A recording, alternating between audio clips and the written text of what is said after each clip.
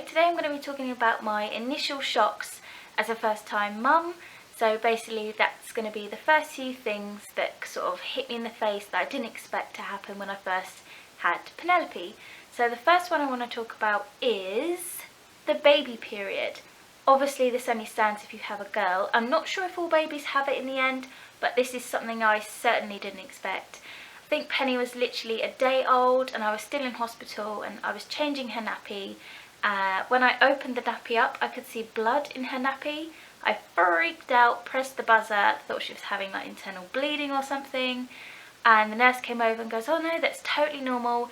It's basically just from the baby coming out of the womb, detaching herself from my hormones and, you know, developing and sinking into her own body basically and getting used to her own hormones. So she's just literally detaching from me hormonally and presenting in a baby period," which I still think is really strange. I still can't quite get my head around it, but apparently it's quite a normal thing. Baby choking on mucus.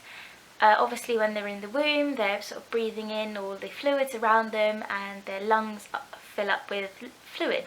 So when they are born, their lungs may still have like mucousy parts in there, and you know, over the first few days of being born, they sort of get that mucus up, so they'll start coughing and that it'll all come out. And basically I thought Penny was literally choking. You should have seen me in hospital, honestly, I was a mess.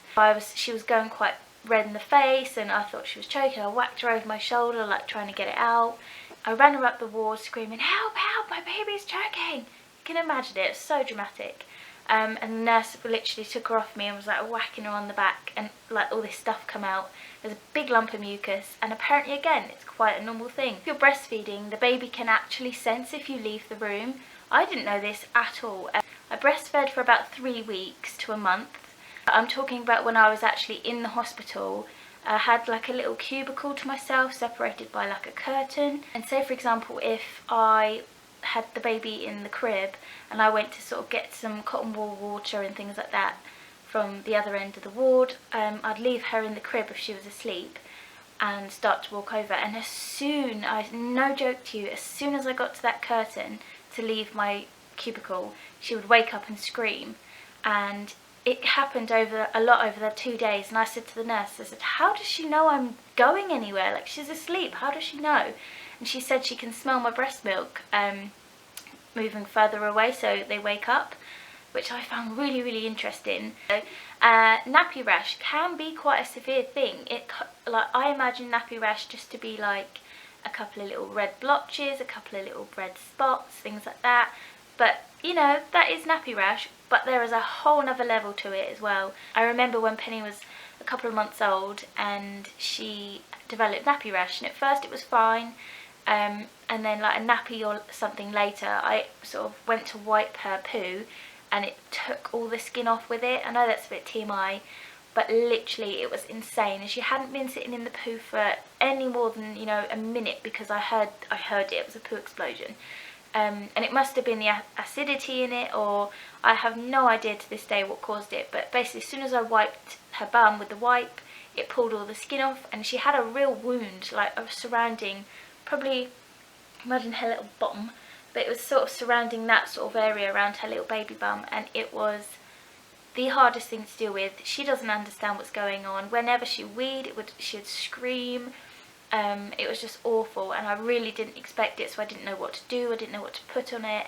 But after a lot of research and speaking to family and friends, I literally just kept her nappy off for as long as possible.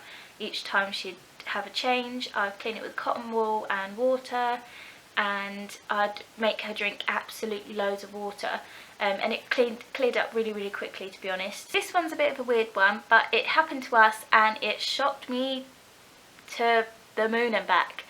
Basically after we finished breastfeeding, we went to formula, and because Penelope was so used to breastfeeding and she used it for a comfort as well as feeding, when it came to feeding from bottles and formula, she would overfeed because she was getting comfort. And as a first time mum, I thought, you know, just feed them when they're hungry and things like that, but she was actually overfeeding, and it come to a point where her body wasn't able to digest it properly, so it would build up in her stomach and she would projectile vomit, what I would describe as cellophane balls. You know those things you get in like bean bags and things like that, the little ball things. It was literally like that. You could squeeze it and it was a cellophane ball. She was sick so much of this, and straight away I took her to A&E. Maybe she's got an intolerance or something. We took her to the hospital and they basically just said she was overfeeding on the milk and she wasn't able to digest it properly, which I felt like the worst mum in the world, because I thought, oh my god, I'm really, this is me, I'm overfeeding her. But I've been told for forever that you feed a baby when they're hungry. When I was breastfeeding, you just feed all the time basically, so I didn't really see the harm. But obviously it was, and they recommended that we give her a dummy, and as soon as we gave her the dummy, all that problem was solved. Yeah, so she was fine, she never had it again. But again, it was just a shock. All these things are things that I just didn't expect during, I didn't hear about while I was pregnant. I didn't hear about growing up. I didn't see any of these babies or hear any stories from anyone about these things. And as a first time mum, all of these things just came as a bit of a shock to me. So I thought they would be quite useful to share with you if you're a mum to be, or if you already have all your lovely babies, then I thought it would be quite a funny story to share, and maybe things for you to look out for when you have your baby. So I hope you enjoyed this video. Give it a little thumbs up if you liked it. Don't forget to subscribe to catch up with the rest of our videos and for future ones. I'll see you again, and I'll see you in my next video. Bye guys!